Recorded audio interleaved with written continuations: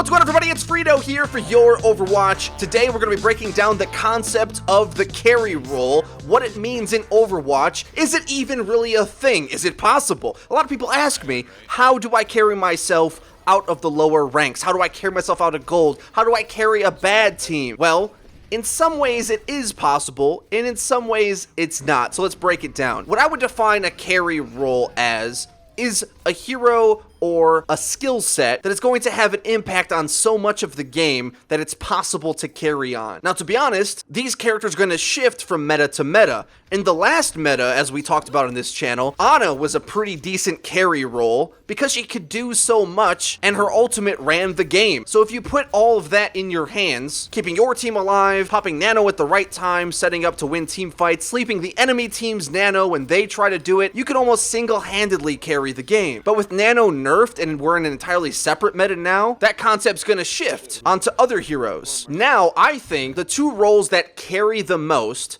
are the main tank and the main DPS. What are these? Well, if you have a Reinhardt, Reinhardt is your main tank. Now, in this current meta, Ryan's gonna have a hard time. His shield's getting shredded left and right. It's much more difficult to play Ryan than it was in the last meta. But even with that being the case, if your Ryan positions correctly, hits key pins and earth shatters, it almost doesn't matter the skill set of the rest of your team. As long as your DPS is competent enough, you have a Reaper or a Junkrat or something that can just randomly put damage in that direction. If the enemy team's all on their backs, there's not much that they can do. If you hit crucial pins and then start swinging away to cleave up most of the enemy team, cleaning that up should be easy for your team, theoretically speaking. Now, I gotta be honest, it is pretty hard to play main tank in solo queue because it requires your team to know how to play right. You have to try to get them to follow your lead because you might be in the best positioning at all times, but if they decide to go wander off and attack from really oddball angles that don't have much value or purpose to them, you're not gonna set them up the way that you can a team that would follow your lead. So no system is perfect. Now, the reason why the main tank can carry more than an off tank, because an off tank doesn't want to be taking the brunt of the heat of the engagement onto them. After a few buffs, it might even be argued that D.Va can possibly main tank now, but traditionally it's been Reinhardt and Winston that can fill that role. I still think they're the best at it, whereas characters like Roadhog and Zarya do want to be on the front line, but they don't want all the attention on them. Zarya wants to be able to sustain her life long enough to build up good charge so she deals sick damage, use her bubbles to keep her DPS alive so they can succeed, and Roadhog's more of a pick-off, burst damage hero himself. Now, the other role that I think can carry is the main DPS of the team. Now, this can change depending on how the team comp's set up, but generally speaking, it's the character in your team composition that's expected to do the majority of the damage. Not necessarily gold damage, because maybe Roadhog can do that just spamming Rhine Shield, but the character that when the team fight starts going, it's your job to chunk something for a big burst for the rest of your team to clean up, if not you just cleaning it up yourself. Characters that I think are very good at this right now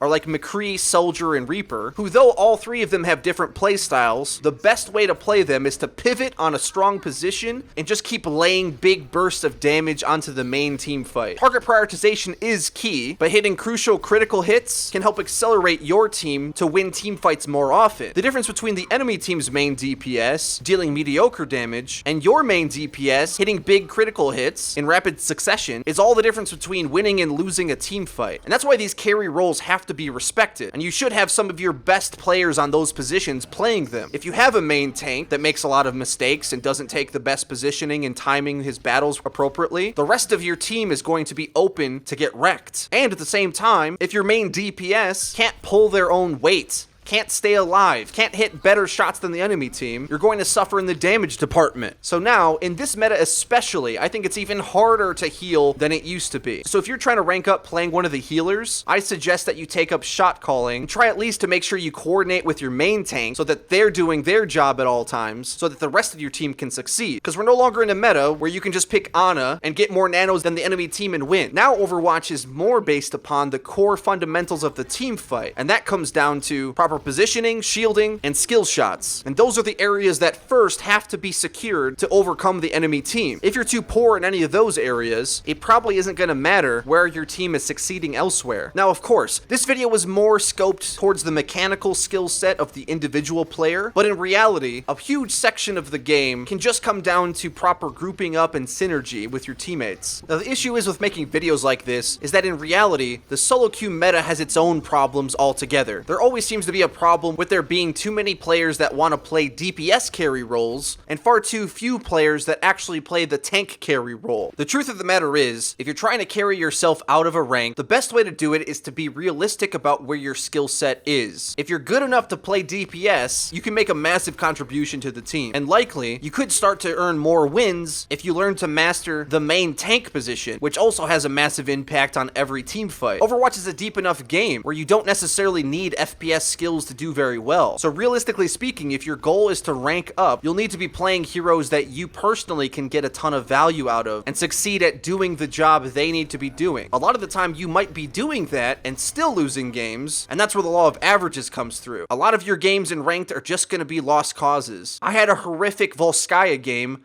where my entire team refused to group up. For whatever reason, they thought it was a good idea to keep trickling in, going for pointless frags on point B, despite the fact that even if they kill something there, the enemy basically spawns directly next to the point. As I waited in spawn to try to group up, not dying myself, they kept trickling in one by one, 1v6, over and over again. And they looked to me like, why aren't you helping us? And the Roadhog was talking about his gold damage, without understanding the context that if you consistently just dive bomb the enemy team, get a hook and die, yeah, you might have gold damage, but that's not what wins the game. Gold damage doesn't win the game. Grouping together and having a complete team fight wins games. If you just play Overwatch like Team Deathmatch and run headlong in, you're not gonna win. And if you get teammates like that, I don't know how to carry them. No amount of proper shielding or grouping or game principles can carry those games. So my suggestion to you guys is try to find some teammates, even one or two, that you can go into ranked games with and try to fill these two roles. Because at the very least, if you two play well, if you can convince a teammate to heal for you, you should win more games than not. Obviously, you'll need a bit of a diverse hero pool, because in matchmaking, the team comps you're going to go up against are going to be all over the place. But as far as I'm concerned, this is the way to do it. I have to be honest with you guys. About a week ago, my ELO dropped out of Diamond and I was in Plat, and then I just recently grinded all the way back up to get into Masters, playing entirely in a 6-stack. Now in a 6-stack, it's much harder to just carry the game yourself, and you're going to need good teamwork. And I think one of the main factors that got me to win more games than not in that streak was good shot calling and teamwork from my friends. It's more possible to carry in smaller queues when everyone in the lobby is typically more uncoordinated. But like we've mentioned before, it's a completely different playstyle than playing at that same rank on 6-stack, which is going to be much harder and more about team play and less about solo carry. So good luck to everybody in your ELO grind. I hope the guides that we make on this channel